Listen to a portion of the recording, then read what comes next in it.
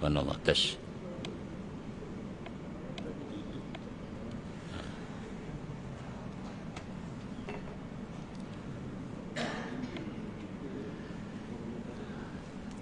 Assalamualaikum warahmatullahi wabarakatuh. Ilahul Mustafa Rasulullah sallallahu alaihi wasallam wa azwajihi wa dzurriyyatihi wa ashabihi wa tabi'ina ila yaumil summa habaina wa mahadina wa jaddu wa jalina wa mursalina wa lil musyrikin wa malaikatil muqarrabin khususan wa libatal kitab wa khususan ikhwatin shalihah wa sulahajah syaurilal Fatihah. A'udzu billahi minasyaitonir rajim. Bismillahirrahmanirrahim. Alhamdulillahirabbil alamin.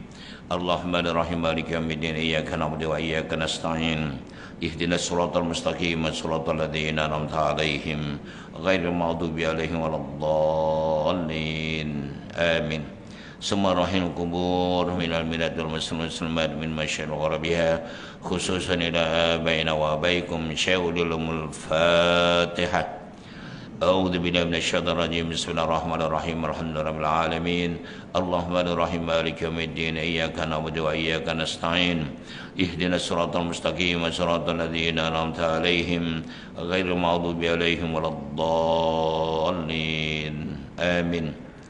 Wabil khusus pada istri-istri kita, suami-suami kita, putra-putri, cucu cici kita, saudara kita, jamaah kita, muslimin muslimat, mukminin mukminat di mana saja mereka berada, semoga yang punya hajat dimahfuz taala, yang punya masalah diselesaikan oleh taala, yang sedang sakit diberikan kesabaran, ketabahan, kesembuhan oleh taala, yang telah pun kembali ke rahmatullah diterima oleh taala, dan semoga kita dijadikan keluarga yang sakinah mawaddah rahmah, putra-putri cucu cici yang berguna bagi agama, nusa, bangsa dan negara.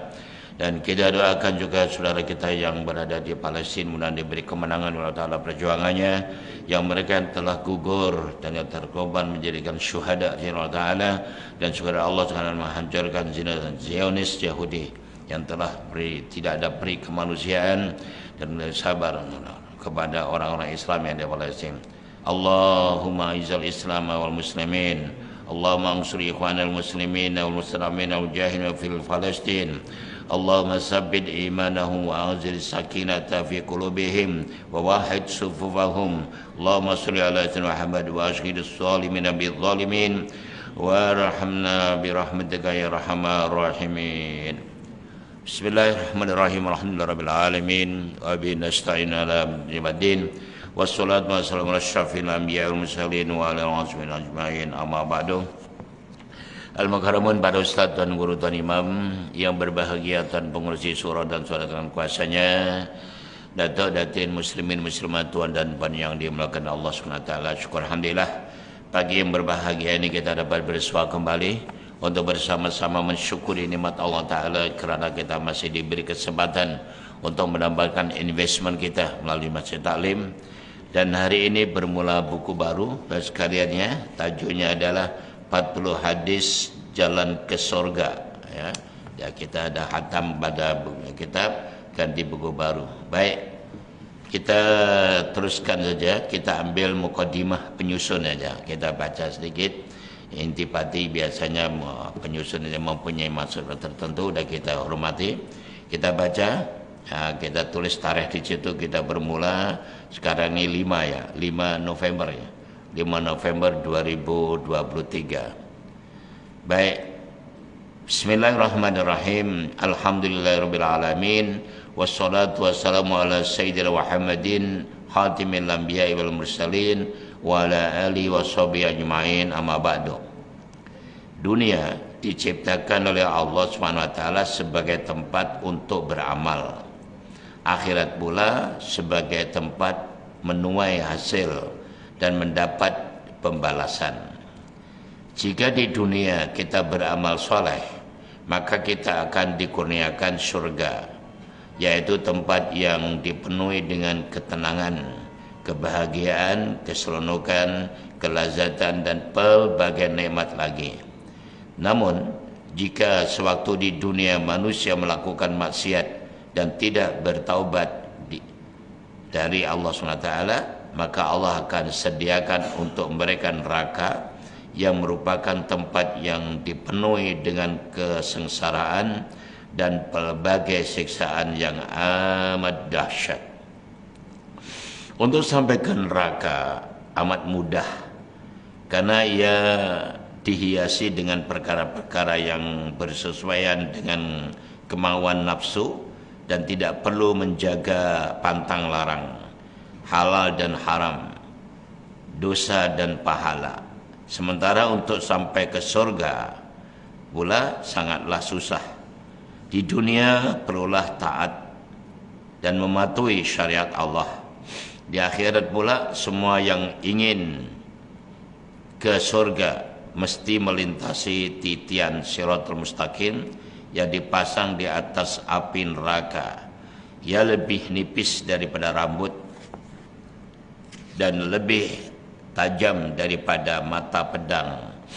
Allah berfirman di dalam surat Maryam pada ayat 71 dan 72, A'udzubillahi minasyaitonir rajim, wa in minkum ila waridhuha kana ala rabbika hatman maqdiya summa tunjil ladzina taqaw wa nadharul zalimina fiha jithiya, yang artinya lebih kurang, dan tiada seorang pun di antara kalian melainkan akan melintasinya, yakni Shiratal Mustaqim. Yang demikian adalah suatu perkara yang pasti berlaku, yang telah ditetapkan oleh Tuhanmu. Kemudian kami akan selamatkan orang-orang yang bertakwa, dan kami akan biarkan orang-orang yang zalim dengan kekufurannya dan maksiatnya tinggal berlutut di dalam neraka atau tinggal di neraka selamanya. Semoga kitab ini dapat membantu dan mendorong kita agar bersungguh-sungguh dalam mengumpul sebanyak mungkin bekalan pahala untuk dibawa ke negeri akhirat. Dan mudah-mudahan dengan amal soleh yang menepati syariah dan ikhlas itu akan melayakkan kita dipilih menjadi penghuni surga insyaallah. Di kesempatan ini saya ingin mengucapkan setinggi-tinggi penghargaan kepada Tuan Guru Syekh Nuruddin Marbawa Al-Banjari Al-Makki dan Tuan Guru Syekh Ahmad Fahmi Zamzam Al-Banjari An-Nadawi Al-Maliki karena sudi menyemak dan memberi kata aluan. Terima kasih juga kepada sahabat saya Ustaz Muhammad Azhar bin Yusuf karena mentakhrijkannya hadis-hadis. Terima kasih kepada Ustaz Muhammad Hasan bin Muhammad Husain yang membantu dalam layout dan desain, juga kepada semua guru-guru yang pernah mendidik dan mencurah ilmu kepada saya, kepada ibu, ayah, keluarga, rakan-rakan dan semua yang terlibat dalam menghasilkan kitab ini secara langsung atau tidak langsung. Saya mengucapkan jazakumullah khairan katsira, yang memohon maaf sekiranya terdapat kekurangan dan kesilapan dalam kitab ini. Diharapkan para pembaca dapat memberi komen yang membina supaya yang kurang dapat disempurnakan dan yang silap dapat diperbetulkan. Sekian, terima kasih. Dan terima kasih pula pada para pendengar, para pembaca, karena tanpa dibaca oleh para tuan dan sekalian juga tidak ada artinya. Baik, tuan dan sekalian, ini sebagai menghargai jerih payah daripada penulis kitab ini, karena mereka juga berusaha untuk mendapatkan nilai lebih di hadapan Allah Ta'ala supaya amal solehnya. Yang jelas di antara apa yang disebutkan tadi bahwa kita akan berhadapan di Shiratal Mustaqim, itu satu kepastian yang kita harus lalui. Bahwa perjalanan kita, tuan sekalian, masih ingatkan manusia ini ada tuan-tuan hidup di dalam 6 destinasi, ya. Kita hidup di 6 destinasi. berdasarkan dari firman Allah Ta'ala surat Al-Baqarah ayat 28. A'udzubillahi minasyaitonir rajim. Kaifa taghfir billahi ma kuntum afatan wa ayyakum summa yumitukum summa yuhyikum summa ilaihi turja'un.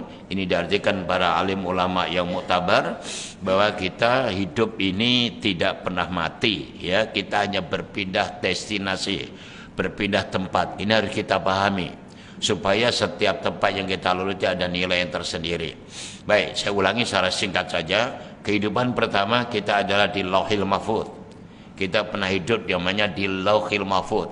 Lauh itu tulisan, mahfuz yang terjaga dalam bentuk embrio, dalam bentuk itu disk, masih milik Allah SWT. Kita hidup di sana. Bagaimana caranya, hidupnya bagaimana? Wallahu a'lam bishawab.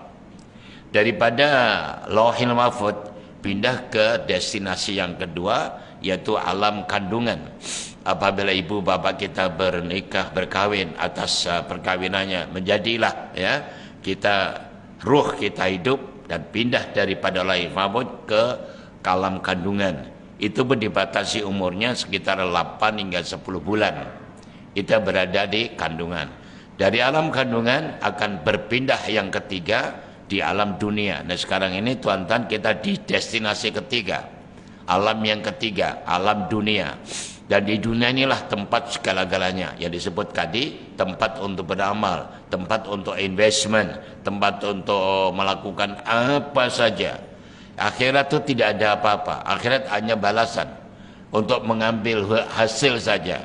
Jadi yang paling penting di dunia ini, di dunia ini adalah tempat betul-betul tuan-tuan diuji oleh Allah Subhanahu Wa Taala. Nak berbuat apa saja silakan di dunia ini. Itu di dunia pun diberi masa lebih kurang 60 hingga 90 atau 100 tahun lah, lebih kurang. Itu umur kita, tinggal mengira saja. Tapi itu tidak pasti sampai 90 tahun. Ada yang baru 60 tahun meninggal dunia, ada yang baru 40 meninggal dunia, itu ada semua. Bahkan baru lahir meninggal pun ada. Tapi yang jelas bagi mereka yang sudah mukallaf, yang bertanggung jawab, sudah berkewajiban tidak melaksanakan perintahnya, berat. Baik, dari dunia ini kita akan pindah ke destinasi yang keempat. Tukar destinasi keempat yaitu alam barzah. Alam barzah itu alam pemisah antara dunia dan akhirat. Yaitu di alam kubur, bukan kuburan.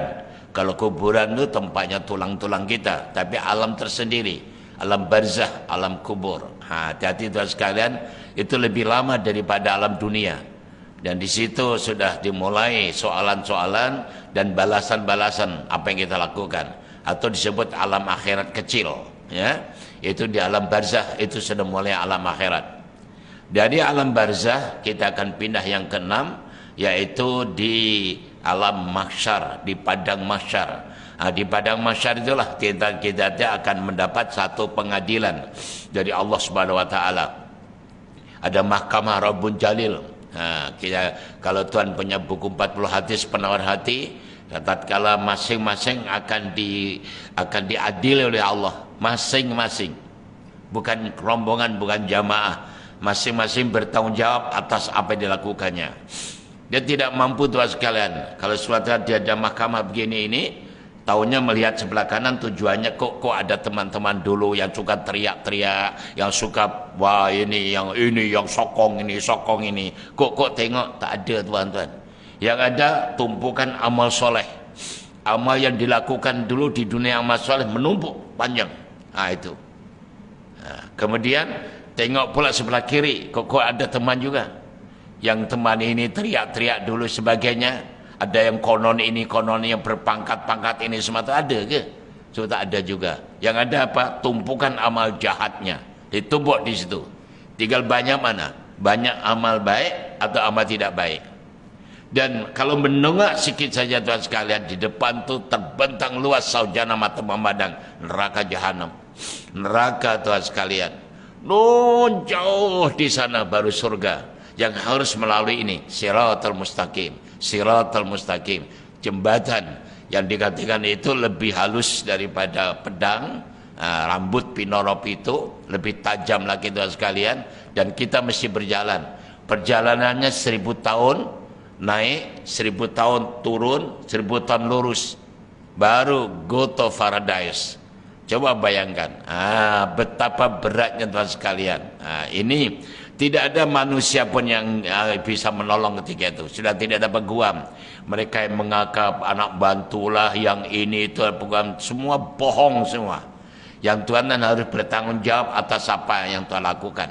Oleh itu jangan mudah terprovokasi dengan environment yang tidak kondusif. Apa saja yang tidak sesuai ajaran Islam, ya Tuhan harus jelas itu. Jangan tak apa, bukan. Ini tanggung jawab. Oke, Tuhan ya. Ini seperti itu. Baru destinasi yang terakhir, go to paradise atau go to hell. Itu aja. Baik, itu Tuhan sekalian. Mari kita teruskan dan kita mulai pengajian kita, yaitu yang pertama. Hadis yang pertama, tajuknya menghadiri majelis ilmu. An Abi Hurairah radhiyallahu anhu anna Rasulullah sallallahu alaihi wasallam qala man salaka tariqan yaltamisu bi'ilman sahalallahu lahu bihi tariqan ilal jannah. Rawahu Muslim. Artinya lebih kurang daripada Abu Hurairah radhiyallahu anhu, sesungguhnya Rasulullah SAW bersabda, sesiapa yang melalui satu jalan untuk mencari ilmu, Allah akan mempermudahkan baginya jalan ke surga. Ya, seperti datin kita sekarang inilah. Kita kan keluar daripada rumah untuk mencari ilmu. Itu confirm, itu hatinya sahih. Dan tak boleh dipertikaikan. Tinggal Tuhan ikut atau tidak, terlibat atau tidak. Kalau hari ini terlibat, hari ini ya poinnya kita banyak. Yang tidak, ya salahnya sendiri. Perjalanan tetap ditulis oleh malaikat. Dan malaikat tidak pernah tidur. Malaikat merakam terus perbuatan kita. Dan malaikat tidak ada pilih kasih, karena mereka tidak laki, tidak perempuan, tidak makan, tidak minum, tidak tidur. Tulis dan apa adanya. Rakaman berjalan terus. Jadi sekarang hari ini, jam ini, tahniah dan syabas pada datuk dan sekalian, karena kita memenuhi hadis ini. Siapa yang keluar berjalan menuju mencari ilmu adalah di jalan Allah, akan dimudahkan jalannya di surga. Dan ini boleh kita klaim. Kita klaim nanti tanggal 5 November itu saya berjalan ke Surah An-Nur, berkuliah bersama satu ngelajin, minta pada malaikat nanti ada rakaman tuh, dan rakaman itu ori, tidak kena fungus dan virus sampai hari kiamat. Itu kan poin, itu kan investment, itu kan bukti. Yang tidak, kalau tidaknya itu karena ada uzur, balik kampung dan ada pergi ke luar negeri dan sebagainya, tak apa. Kalau uzurnya balik dari surau atau balik daripada atau sholat jamaah hanya untuk pergi ke Bukit Katil, hati-hati tuan sekalian. Kalau Bukit Katil, ya sama-sama ngorok, tidur aja lah di sini. Sambil tidur pun nggak apa-apa kok tuan ngaji ini. Silakan, ada poin. Kalau perlu bawa bantal sekali, ya, geram betul. Kok susahnya bukan main, kenapa saya udah datang pengajian tuh? Ambillah poin mas sekalian. Ini ada hadis yang lain begini, hampir serupa. Man salaka tariqan yaltamisu bilang fahuwa fi sabilillah hatta yarji'a. Jadi dia dalam jalan Allah atau jihad, ya setanding dengan orang-orang Palestina. Jadi doakan Pak Imam tadi, begitu luar biasa. Itu jihad. Tapi dengan jihad dengan perang betul-betul. Kita jihad melawan hawa nafsu, nilainya sama. Jihad fisabilillah. Selagi kita belum balik ke rumah, selepas ini ibu-ibu katakan lepas saja ngaji, pergi ke shopping dulu lah, ke warung dulu atau ke kedai runcit dan sebagainya. Itu masih dikira sabilillah. Coba jalannya itu. Kalau sudah masuk ke rumah, itu malaikat dah balik. Sebelum balik ke rumah, dikira. Nah itu untungnya begitu. Baik, kita baca keterangannya. Menuntut ilmu merupakan satu kewajiban. Ulama membagi ilmu kepada dua bahagian. Pertama ilmu fardu ain dan kedua ilmu fardu kifayah. Ilmu fardu ain diwajibkan kepada semua umat Islam yang telah mukallaf mempelajarinya. Ilmu fardu ain ialah ilmu tauhid, yaitu ilmu ma'rifat, ilmu fiqh syariah, dan ilmu tasawuf atau hakikat atau akidah, syariah, akhlak, iman, Islam, ihsan, tauhid, fiqh dan tasawuf, itu istilah. Dan itu ilmu fardu ain. Baik. Dikira berdosa jika ada orang Islam yang tidak mempelajari 3 ilmu ini, karena ia merupakan ilmu asas dan penting dalam amalan kehidupan seharian. Ilmu tauhid memastikan akidah kita selamat daripada kesesatan dan kemusyrikan atau kesyirikan. Itu ilmu tauhid, itu ilmu akidah. Nah, dan kita jujur saja sekarang ini kita direpotkan, disusahkan oleh environment yang tidak kondusif. Ilmu akidah murni, dia hanya untuk mentauhidkan Allah, untuk mengisyakan Allah, untuk terus takut kepada Allah Ta'ala. Sebagaimana tiap hari Jumat pada kemarin itu, di atas mimbar ini Tuan dengar. Dan itu rukun khutbah. Ittaqullah, mesti diingatkan oleh Tuan Khatib. Baik khutbah pertama atau khutbah kedua. Kalau enggak dibaca, batal khutbahnya, sekaligus rusak solat Jumahnya. Itu pasti. Dan itu tauhid murni untuk takut kepada Allah Ta'ala. Tapi itulah environment kita tidak kondusif sekarang ini. Kadang-kadang dikelirukan suasana begitu. Di masjid memang nampaknya takut pada Allah. Nah, di luar sana takutnya pada netizen, takut pada pendukung atau penyokongnya. Kalau tidak dapat sokongan dari pendukungnya atau dari penyokongnya, wah nanti nggak bisa jadi pemimpin dan sebagainya. Maka dengan adanya sanggup dia memberi rasuah pada mereka, menipu, memutarbalikan fakta hanya karena ingin mendapatkan kedudukan. Nah, ini kan penipuan itu. Itu tauhidnya dah rusak, tuan-tuan. Dirusak oleh konon orang pintar itu, dan harapkan pagar makan rambutan, harapkan pagar makan duku langsat itu berlaku itu. Jadi Tuhan harus hati-hati dong. Kita belajar kok. Kita bisa membedakan mana yang hak, mana yang batil. Tidak tak apa, bio, nggak bisa. Mereka semakin berani, semakin brutal, padahal jelas-jelas perasuah, penipu, pembohong. Yang mengatakan orang yang melibatkan Yahudi, tapi dia sendiri bergaul dengan Yahudi. Luar biasa hanya untuk mengelirukan dan sebagainya. Itu biasanya begitu. Tapi mereka semakin berani apa? Karena disokong oleh orang yang membabi buta itu. Yang tak kisah pokoknya. Mana boleh? Sudah saya sampaikan pada bulannya lepas, ta'asub atau asobiah itu bukan ajaran Islam, tuan sekalian. Dan itu dihancam masuk neraka tanpa hisab. Lupakanlah itu. Jangan ta'asub, tuan-tuan. Itu bahaya itu. Ada 6 golongan yang masuk neraka tanpa hisab. Salah satu diantaranya orang asobiah, orang ta'asub. Nah, itu hati-hati. Baik, ini tauhid. Kemudian manakala ilmu-ilmu syariah, ilmu fiqh pula, untuk memastikan amal ibadah kita sah menurut aturan syariah. Apa yang dilakukan kita mesti ikut syariah. Itu pasti, tidak boleh terlepas daripada syariah. Sekali lagi, kita dihadapkan dengan suasana atau fenomena yang sangat mengecewakan. Mereka syariah mengatakan fitnah itu haram, malah dilanggar. Menipu itu bohong, itu adalah haram, dilanggar. Ya, coba bayangkan, rasuah, tipu dan sebagainya, menfitnah dan sebagainya, hasad, dengki dan sebagainya. Ini berkait dengan syariah, beramal, tapi terlalu banyak dilakukan oleh orang konon pintar itulah. Mereka ini kasihan, tuan sekalian, kepintarannya bukan digunakan untuk membela agama Allah SWT. Baik. Dan kemudian manakala ilmu tasawuf pula untuk membersihkan hati daripada sifat-sifat tercela, yaitu mazmumah, dan menghiasinya dengan sifat-sifat yang terpuji atau mahmudah, agar ibadah kita diterima oleh Allah SWT.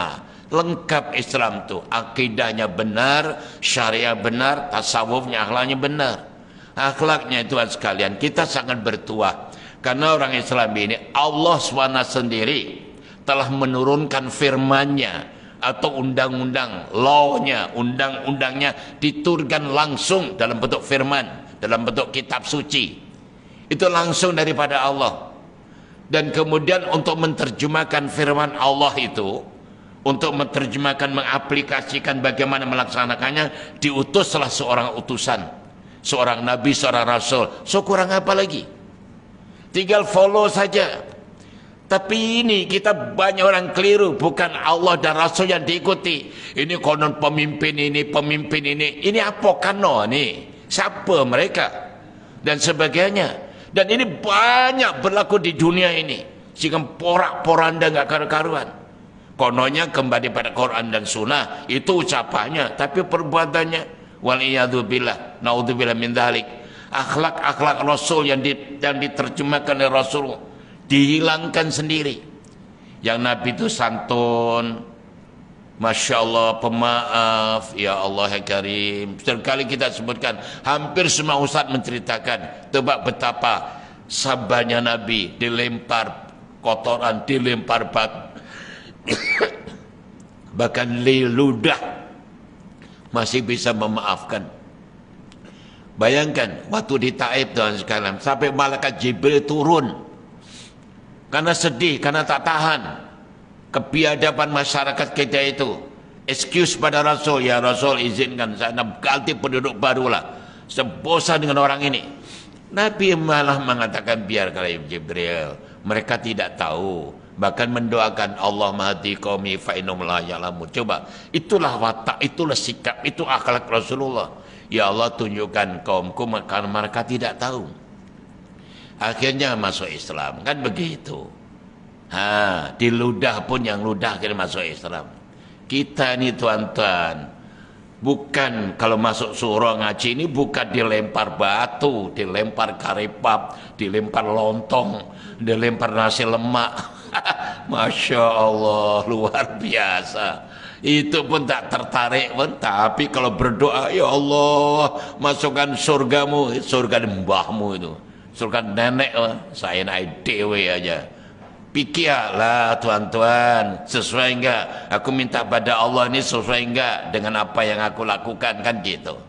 Oke tuan sekalian, jadi begitulah akidah, syariah dan akhlak. Baik. Ilmu fardu kifayah pula mau diwajibkan kepada sebagian umat Islam sahaja. Ia tidak diwajibkan kepada semua umat Islam. Apabila ada sebagian umat Islam mempelajarinya, maka gugurlah kefarduan itu kepada orang lain yang tidak mempelajarinya, seperti mempelajari ilmu-ilmu fiqh yang dalam-dalam, ya, yang jelimet-jelimet, yang detail-detail, ilmu usul fiqh, mustalah, hadis, ilmu-ilmu pertukangan, ilmu perubatan, ilmu pertanian, sains dan lain-lain. Ilmu fardu kifayah amat penting untuk melahirkan sejumlah pakar dalam bidang-bidang tertentu dan menjadi tempat rujukan masyarakat. Jadi tuan-tuan, kadang-kadang kalau kita tuh yang jelimet-jelimet tuh ilmu usul fiqh umpamanya itu, ilmu mustalah hadis dan sebagainya itu. Jadi kalau kita agaknya ilmu kita terbatas, kemudian ada tuk guru, ustaz, tuk kiai, itu imam berdasar kitab macam ini dan sampaikan ini Rasulullah SAW hadis begini, sudah perbatasan kita sampai situ, ya terima. Tapi kadang-kadang banyak ngomelnya tuh, betul ke? Iya ke? Soheh ke? Dari mana asalnya? Ini orang sontoloyo teman kalian. Kalau pinter betul tak apalah, pinter sepingarang kitab oke, ini gobloknya sama dengan kita aja, ngomel pula. Ini yang aneh bin ajaib tuh, macam yoyo itu. Sedangkan sholat saja, zikir saja, salam loncat, tapi kalau bicara macam petir, kuaplok dasmu umat itu. Ini banyak manusia biadab itu teman sekalian. Tahu salah macam tuh. Kalau agak mengakui tidak, oke alhamdulillah, sudah ada dasarnya, kitabnya ada, ini ada, alhamdulillah, begitu aja. Kok kalau lebih baik atau bisa mencabar pengarang kitab-kitab muktabar gitu, bolehlah sedikit action. Membaca kitab tongkang terbalik, ngomel bola. Nah ini banyaknya manusia begitu. Jadi itu ilmu-ilmu yang macam itu tidak wajib bagi kita. Kita cukup dasar-dasar, oke lah, itu kewajiban fardu ain. Nah, atau apalagi ilmu-ilmu yang akademik itu dan sekalian. Banyak sarjana, inflasi sarjana kita banyak begitu itu. Dan itu yang dikejar, yang bermacam-macam kalau dicari. Tak apalah, oleh karena kita dah tahu mana batasan-batasan itu, kita juga ada break lah, ya. Oh ini batasan kata tidak sampai begitu. Kalau nak ingin detail lagi, ingin lebih sempurna, silakan belajar lebih dalam. Nah itu aja tuannya, ya. Tapi jangan sampai diflorkan atau diucapkan di depan orang ramai, Seolah-olah kita tuh mampu, tapi setelah dikejar karena kita tidak mampu. Waliyadzubillah. Baik. Sesungguhnya terdapat banyak hadis yang menyatakan kelebihan menuntut ilmu dan menyampaikannya. Antaranya majelis ilmu dikira sebagai taman-taman surga atau raudhah, taman surga. Para malaikat menghamparkan kedua sayapnya untuk penuntut ilmu, mendapat doa dari binatang-binatang, mendapat pahala yang besar melebihi pahala solat sunnah, bukan 100 rakaat ini, 1000 rakaat dan sebagainya. Nah, itu sudah banyak kita bicarakan waktu kita sebelum ini, kelebihan ilmu dan ulama. Alhamdulillah kita sudah belajar banyak ketika itu. Jadi kita walaupun tidak hafal hadisnya itu, tapi kita bisa memahami, ya Allah, betapa pentingnya untuk menghadiri majelis ilmu. Itu luar biasa tuan sekalian. Paling tidak yang harus kita selalu ingat, duduk di majelis taklim saja lebih baik dari sembahyang sunnah 1000 rakaat. Nah, ini 100 ini ya. Nah, kurang ada 1000 rakaat dan dihadiri oleh jutaan malaikat. Bukan hanya menghadiri, merendahkan sayapnya dan mendoakan kita. Doanya apa? Ya Allah, maafkannya belajar, maafkannya mengajar, maafkannya mengajar, maafkannya belajar. Maka keluar dari surah ini satu langkah, seluruh dosa-dosanya diampunkan oleh Ta'ala. Kan itu kelebihan. Maka dari itu alhamdulillah kita ambil poin sehingga kita duduk. Kalau tak ada perkara urgent, perkara sangat penting dalam kehidupan kita sekalian, saya sarankan katakan tuan akan balik kampung dan sebagainya. Tentu ya Allah, ada pengajian pula. Okey, aku tetap ingin datang pengajian tapi tidak penuh. Okey, tunggu 5-10 menit excuse. Duduk begitu, dah dibawa ada para ustaznya atau gurunya, tuan-tuan excuse, time off begitu, izin. Atau dalam awal-awal memberitahu, ustaz, nanti saya akan keluar pula itu. Itu suatu perkara yang sopan. Cara-cara begini ini harus kita pelajari. Itu penting tuan, jangan terpergi. Kasihan dong. Kasihan diri bukan cara orang lain. Karena kan sudah sering saya sebutkan, saya ulang balik itu. Dalam majelis taklim ini, begini tuan sekalian ya. Ada nih hadis sahih. Ada orang 3 terlambat. Terlambat yang satu itu dapat tempat. Yang satu tempatnya di belakang sana. Yang satu balik. Selepas saja kuliah, lepas saja majelis taklim, Nabi terus bersabda, berdiri dan menyebutkan, hai sahabat-sahabatku, kamu tahu tak, waktu kita mengaji tadi ada 3 orang terlambat. Ya, kami tahu ya Rasul. Coba perhatikan, yang datang pertama dapat tempat duduk karena memang dia punya niat untuk mencari ilmu, maka dimuliakan oleh Allah. Dimuliakan oleh Allah. Itu Nabi menyebut dimuliakan oleh Allah. Yang kedua tadi, karena agak ragu-ragu antara iya dengan tidak, agak malu-malu, maka dapat tempat duduk di belakang sana, belakang sahu sana. Yang satu lagi dia sudah tak mau duduk, pergi, Allah pun berpaling daripada dia. Coba ini ambillah kesempatan, ambil pelajaran betapa pentingnya duduk di masjid taklim itu, tuan-tuan. Ini luar biasa kan. Okey. Mengakhiri dari bab pertama ini, oleh itu hadirlah ke majlis-majlis ilmu yang diadakan dan beramallah dengan ilmu yang dipelajari. Karena ilmu tanpa amal mengundang kemurkaan Allah, dan amalan tanpa ilmu pula tidak akan diterima. Jadi ilmu tanpa amal adalah gila, kata Imam Al-Ghazali. Amal tanpa ilmu sia-sia. Yang betul, ilmu mesti diamalkan dan amal mesti berdasarkan ilmu. Ilmiah dengan amaliyahnya, amaliyah dengan ilmiahnya, teori dengan praktisnya, praktis dengan teori. Itu baru betul. Okey, saudara sekalian, alhamdulillah. Kita teruskan. Hadis kedua, menjaga rukun Islam dengan sempurna.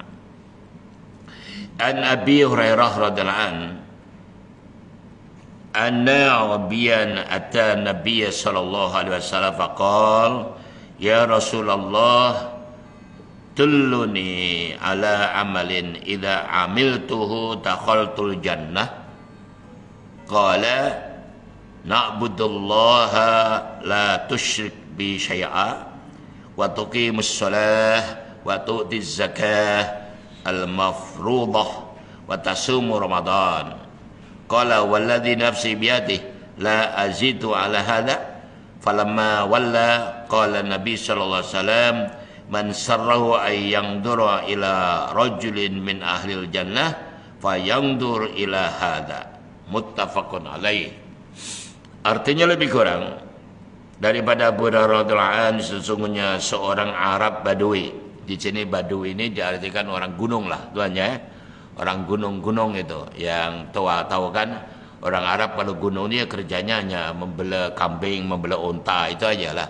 Jadi jauh daripada tarbiyah, jauh dari pendidikan. Itu cerita lama dulu lah. Ya, tuan sekalian begitu. Baik.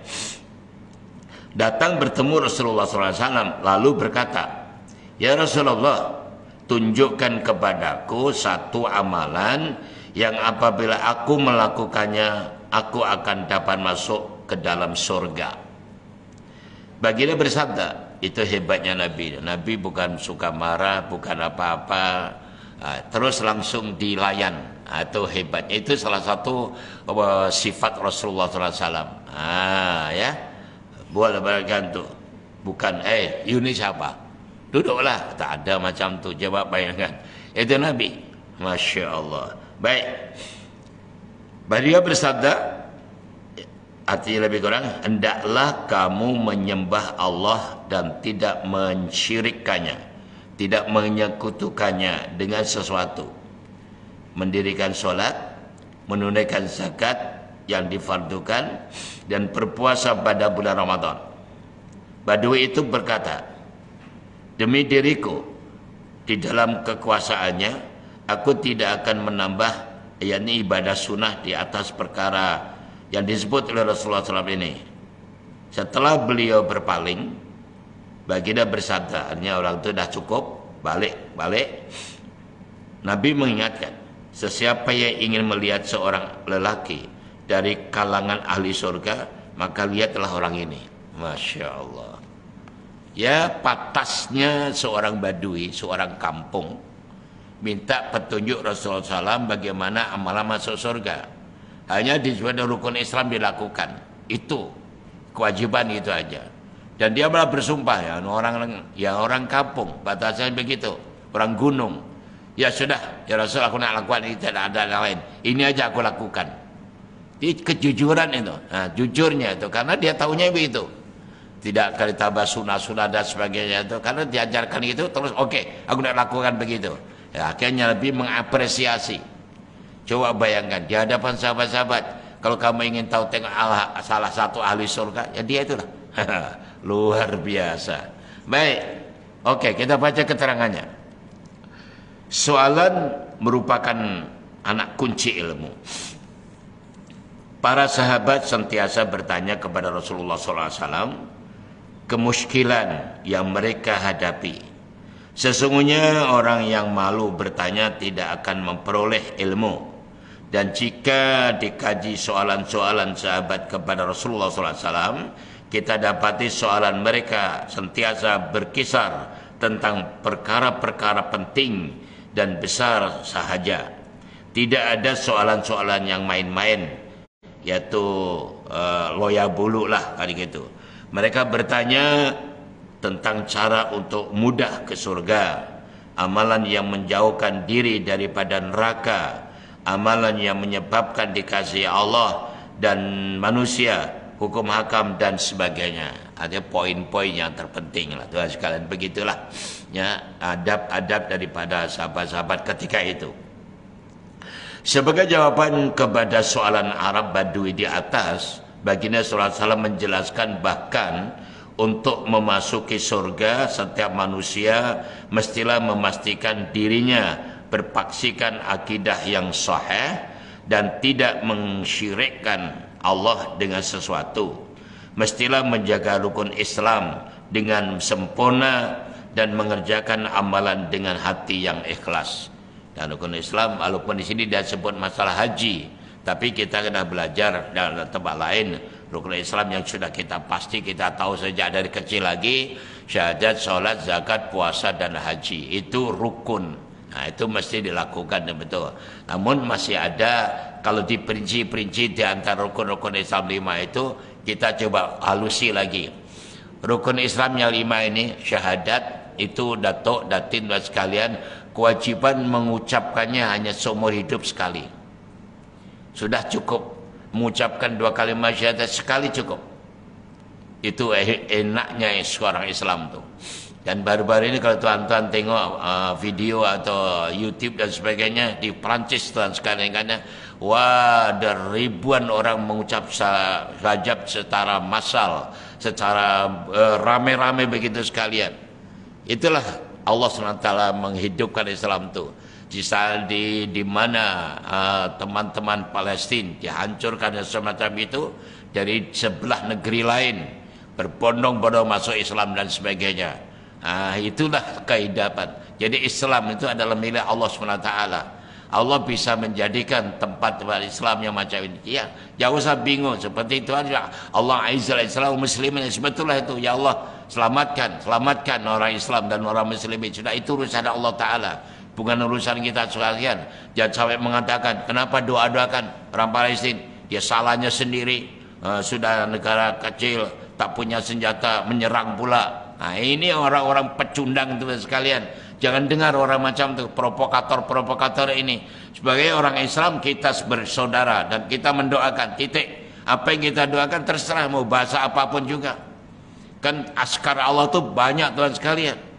Tuan boleh minta dengan bahasa kita, yang penting saya sarankan pada diri saya, datuk dan sekali lepas sholat, baik wajib atau sunnah sendiri. Lepas itu di samping kalau kita berimam tadi, doakan banyak lebar. Kalau enggak, salat sendiri, angkat kedua tangan, ya Allah, Engkau maha mengetahui, Engkau sudah tahu dengan jelas sesuatu yang berlaku di negara Palestina dan sebagainya itu.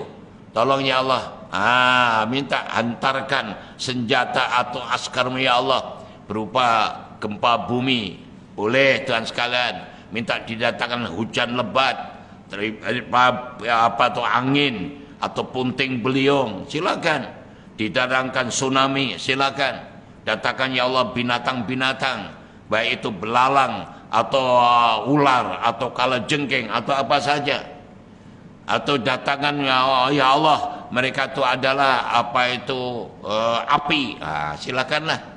Jadi ngomong tapi jangan diam. Kemampuan kita tidak sampai perang ke sana dan sekalian. Ya perintah berdoa. Doa itu kan silahul mukmin, senjata orang mukmin. Maka siapa tahu di antara doa ibu-ibu bapak sekalian dibawa malaikat menjadi bom di sana, kan luar biasa. Jadi ikut membantu, ikut merasakan betapa sakitnya Tuhan sekalian. Orang-orang awam dihancurkan, tidak ada peri kemanusiaan, itu aja tujuannya Tuhan sekalian. Baik, bahkan sekarang ada yang memboikot begitu, habis tidak ada yang lain. Ini aja supaya nanti di hadapan Allah Ta'ala setidak-tidaknya apa yang kamu bantu saudara kamu Islam di tempat lain. Ya saya tidak mampu apa-apa ya Allah, bisanya saya memboikot daripada barangan-barangan orang kafir ini. Ya itu satu poin juga, bisa. Jangan memboikot pun nggak bisa Tuhan sekalian. Jangan saya naik dewe dong, ya apapun ikut. Nah itu contohnya begitu. Baik. Yang kedua soal syahadat, sholat. Nah, jadi sholat kita lepaskan dulu.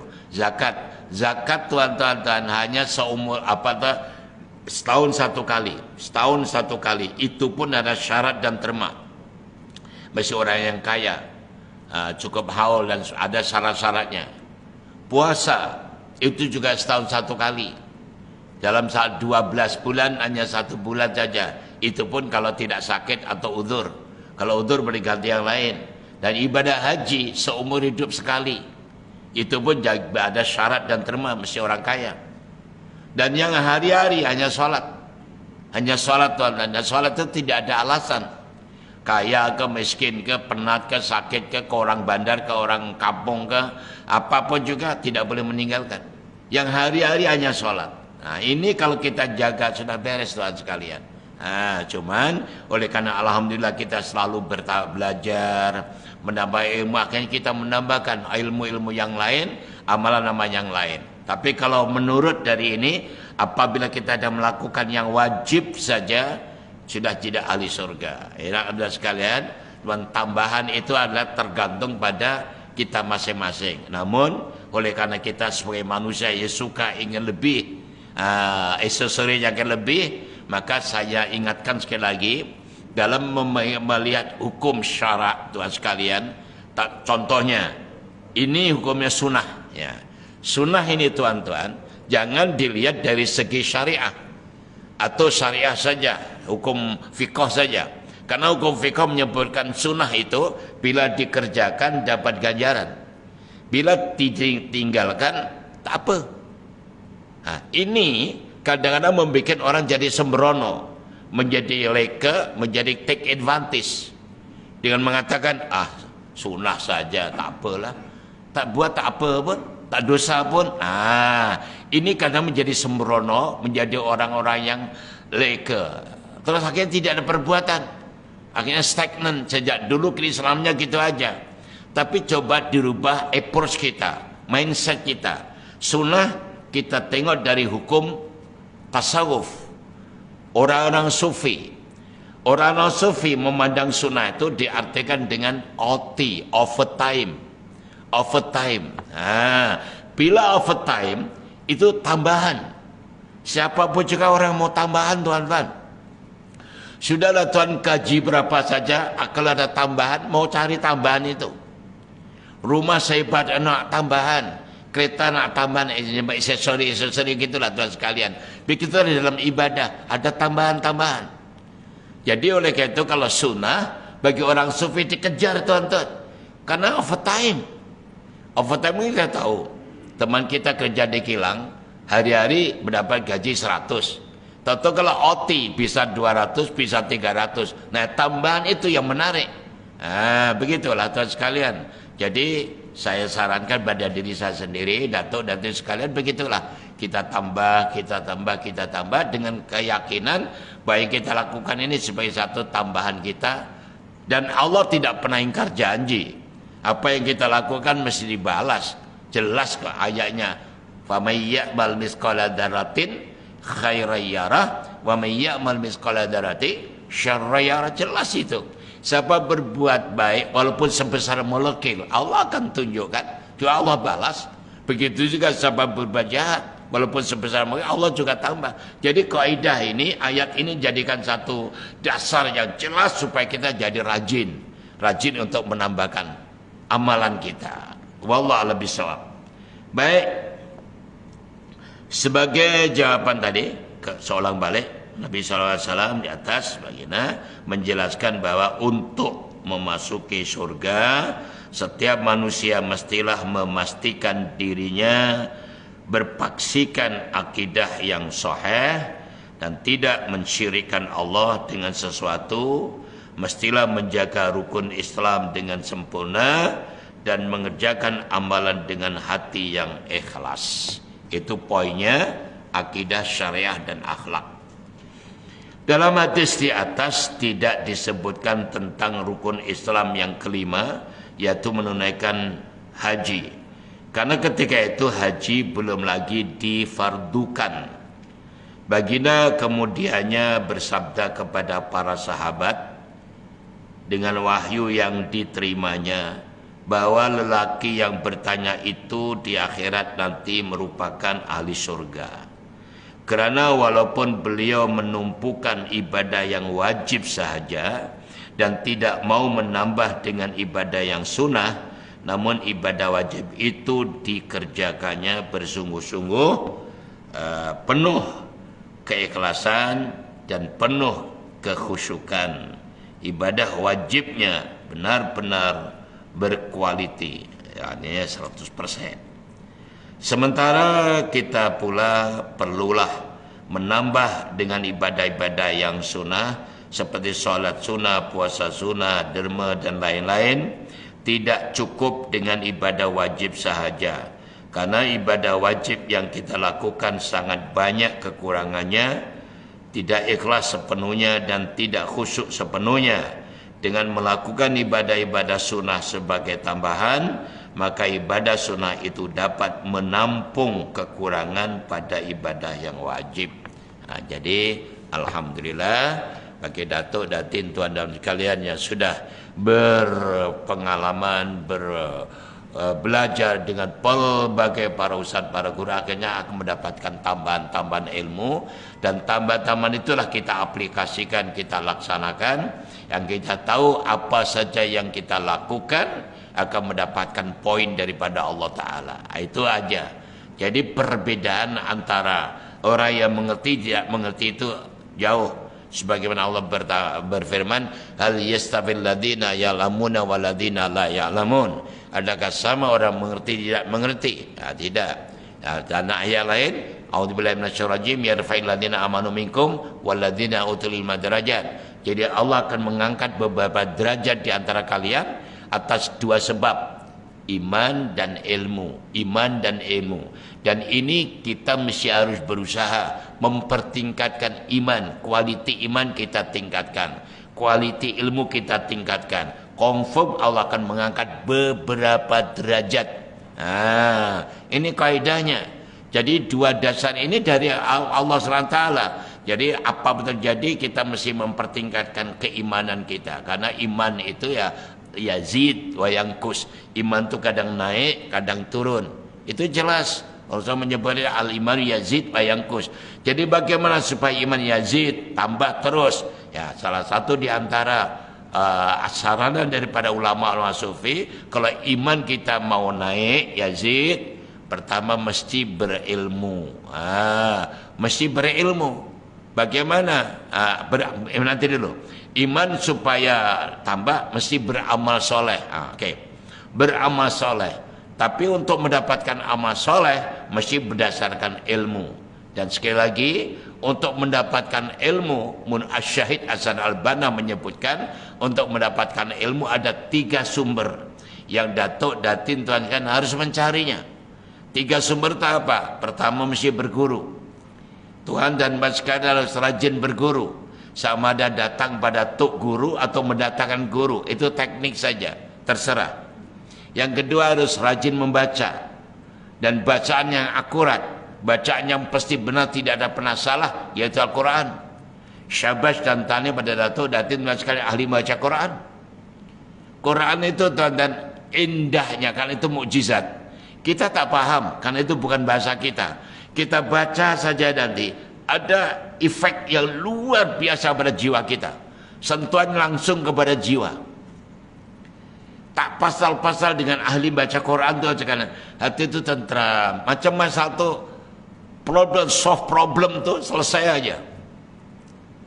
Problem solving tu tak ada masalah tu ada. Hidup macam relax. Bukan tidak ada apa-apa masalah. Pasti kehidupan kita masih ada. Tapi seolah hilang.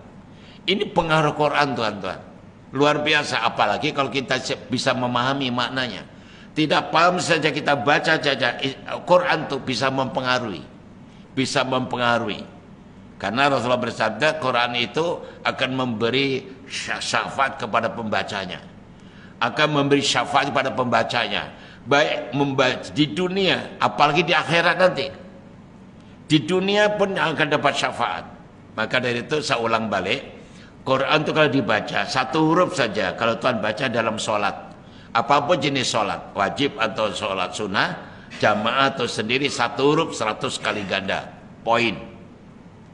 Kalau dibaca di luar sholat, dalam keadaan sekarang Tuhan ada wudhu, baca 1 huruf 25 kali ganda.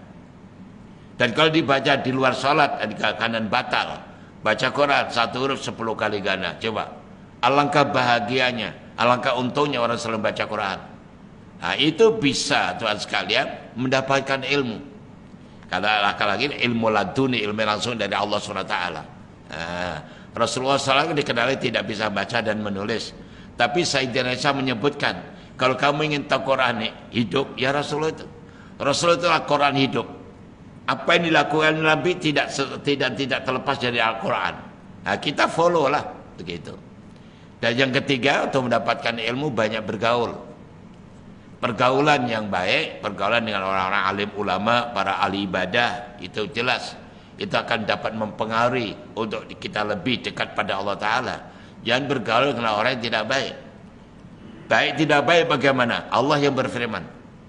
Ini hadis qudsi, Allah berfirman kepada Nabi Daud, Nabi Musa, Nabi Harun, Nabi Isa. Ayat Daud, Jangan pernah bergaul dengan orang yang ucapannya dan perbuatannya jauh daripadaku. Ini kaidahnya senang tuan. Karena bergaul dengan orang itu tengok. Ini kembali pada Allah. Jangan bergaul dengan orang yang ucapannya dan perbuatannya jauh daripadaku. Dan jadikan sahabat orang yang ucapan dan perbuatannya mendekat padaku. Jadi kaidahnya senang kan? Siapa saja tuan-tuan, datuk-datuk sekalian, kalau dah bergaul dengan seseorang, dengan pergaulan itu tengok, kalau ucapannya dan perbuatannya buat kita dekat kepada Allah, jadikan sahabat, jadikan teman sejati. Gitulah. Tapi sebaliknya, walaupun mereka tu orang hebat, orang popular, glamour, kondang kalau kau kajuluk kajolondoro, very very popular, kaunan keluar dari kereta jadi bentangan permai damai merah dan sebagainya. Tapi kalau ucapan dan perbuatannya jauh daripada Allah, bye-bye. Gitu dong. Harus tegas begitu. Itu untuk mendapatkan ilmu, akhirnya amalnya tambah, amal saya tambah, dan meningkat imannya. Jadi sebaliknya, kalau kita melakukan dosa dan maksiat, iman itu turun. Iman itu turun. Bila dah turun, hati-hati sekalian. Kan disebutkan oleh Rasulullah SAW, selagi dalam dirinya iman itu ada, orang tidak akan melakukan dosa, tidak akan mencuri, tidak akan zina, tidak akan begitu. Satu ketika sahabat tanya, ya Rasul, itu sahabat saya itu kata sholat, iman ada, tapi kenapa dia melakukan dosa, maksiat dan sebagainya? Nabi menyebutkan, tatkala mereka melakukan dosa atau maksiat, iman dicabut oleh Allah. Ini yang paling bahaya tuan sekalian. Iman itu ditarik oleh Allah, diangkat oleh Allah. Tatkala diangkat, itulah orang melakukan dosa dan maksiat. Tapi selagi ada iman di dalamnya, tidak mungkin seseorang melakukan dosa dan maksiat. Jadi senang kan untuk melihat seseorang itu, oh kenapa mulutnya celupar, kenapa dosa, kenapa itu? Karena iman ditarik oleh Ta'ala. Dan saat itu seandainya dia mati, dicabut oleh Ta'ala nyawanya, oh itu very very dangerous tuan-tuan. Itu namanya su'ul khatimah. Wallahu a'lam bishawab. Oke tuan sekalian, jadi kita dah sampai hadis ketiga saja. Kita berhenti di hadis ketiga. Tajuk yang akan datang adalah mati di atas kalimat tauhid. Ya ini kita akan bicarakan episode akan datang. Jadi tuan-tuan sekalian, mari kita pelan-pelan untuk mempelajari dan bagiannya. Yang bicara babnya ini, bab adalah jalan-jalan ke surga, ke jalan keindahan. Karena surga ada kenikmatan dan sebagainya. Maka alhamdulillah ditara yang senang-senang, yang bagus-bagus. Jadi mudah-mudahan kita akan diberi bimbingan oleh Allah Ta'ala. Jadi hari ini kita selesaikan dua. Pertama adalah menghadiri majelis ilmu. Dah panjang lebar kita bahas pada bab yang dulu, hadis yang dulu pada ilmu dan ulama. Hadis yang kedua pula bicara tentang masalah apapun terjadi menjaga rukun Islam yang 5. Ketika ini hadis dibicarakan, ketika itu belum lagi ada rukun haji atau haji belum diturunkan, maka disebut 4 saja. Tapi bagi kita sekarang adalah rukun Islam ada 5, ya, salah satu haji. Dan haji ini berkali-kali tuan-tuan mintalah selalu kepada Allah Subhanahu wa taala, ya. Haji bukan hanya karena uang saja, tapi haji karena panggilan daripada Allah Subhanahu wa taala. Sikit saja tambah itu. Saya cerita sikit aja ini. Satu, banyak sebenarnya. Saya punya anak murid dulu di Miro itu tuan sekalian, kerjanya tukang sapu pasar besar di Kelang tuh. Tugasnya sapu, tukang sapu begitu. Satu ketika datang ke rumah saya, Assalamualaikum Ustaz, mohon didoakan insyaallah tahun ini saya pergi haji dengan istri. Loh, saya terkejut. Subhanallah. Pergi haji, macam tak masuk akal begitu. Waduh, luar betul, betul Pak Haji, betul. Terus saya minta coba jujur cerita bagaimana ceritanya. Begini Ustaz, saya kan selang haji dengan Ustaz. Katanya pergi haji itu surat niat, betul-betul minta pada Allah Ta'ala. Setiap kita akan melakukan apa-apa, doa, ya Allah beri kesempatan bagi haji ya Allah. Ya haji ya Allah, dengan sambil membaca sholawat, baca itu sambil bekerja begitu. Jadi saya lakukan Ustaz. tiap-tiap saya nyapu tidak lebih, tidak kurang dari 1000 kali baca sholawat, dan hati saya minta haji dan sebagainya itu. Kebetulan Ustaz, tahu-tahu entah bagaimana saya dipanggil orang dari kereta di sini, Makcik. Tahu-tahu Kak Cik sudah haji belum? Belum. Oke, datang ke rumahnya. Kami dipanggil dan ditanggung untuk pergi haji suami istri. Masya Allah. Jadi tuan-tuan, begitulah Allah kalau nak mencipta hambanya itu. Sentuhan jiwa, sentuhan hati itu sangat mempengaruhi. Kan Allah sudah berfirman, Allah tidak melihat anggota badan kita, hati kita. Tolong dari bapak-bapak, ibu-ibu, jangan bicarakan, oh saya tak boleh haji, saya tak punya harta. Jangan begitu. Coba minta kepada Allah, minta pada Allah. Dalam setiap saat gerakkan terus. Baca sholawat, ya Allah pergi haji. Siapa tahu dengan cara itu tadi. Dia tidak keluar 1 sen pun biaya tuan-tuan. Ditanggung semuanya. Ini salah satu contoh. Baik ya. Jadi saya sarankan yang sudah haji, tanialah, al-syukur. Yang belum ya terus minta begitu aja. Bukan dipermudahkan pergi haji begitu. Oke, tuan sekalian, itu saja. Mari kita berdoa kepada Allah Ta'ala. Semoga diri kita, keluarga kita, masyarakat, bangsa dan negara kita aman, tentram, sejahtera, bahagiatun, thayyibatun, warabun ghafur, dan kita dijadikan keluarga yang sakinah, mawaddah, rahmah, putra-putri, cucu-cucu yang berguna bagi agama, nusa, bangsa dan negara. Dan sekali lagi mari kita berdoa juga, kita doakan semoga Allah Ta'ala memberi kemenangan perjuangan rakyat Palestin dan dihancurkan Zionis Yahudi yang biadab itu. Bismillahirrahmanirrahim. Allahumma salli ala rabbana zidna ilman nafi'a wa amalan salihan maqbula wa rizqan halalan sadiqa. Allahumma adkhilna mudkhala sidqin wa akhrijna mukhraja sidqin wa ajal sultana nasira bi rahmatika ya arhamar rahimin. Allahumma inna nas'aluka fi nuhuri a'daina wa na'udzubika min syururihim. Allahumma baddid syamlahum wa farriq wajjamahum wa shattit kalimatahum wa zalzil aqdamahum wa sallit alaihim kalban min kilabik ya qahar ya qahar ya qahar ya jabbar ya jabbar ya jabbar ya muntakim ya Allah ya Allah ya Allah. Allahumma ya muzal kitab wa ya mujris sahab wa ya hajibul azab ihzimhum wansurna alaihim birahmatika ya arhamar rahimin. Wassallallahu ala sayyidina Muhammad subhanahu wa ta'ala asyhadu an la ilaha illa anta astaghfiruka wa atubu ilaik. Bismillahirrahmanirrahim. Wal 'asri innal insana lafi khusr illa alladziina amanu wa 'amilus shalihat wa tawassaw bil haqqi wa tawassaw bis sabr wal hidayah. Assalamualaikum warahmatullahi wabarakatuh. Dan terus sebelum duha, fadhal Pak Imam, tolong diimami.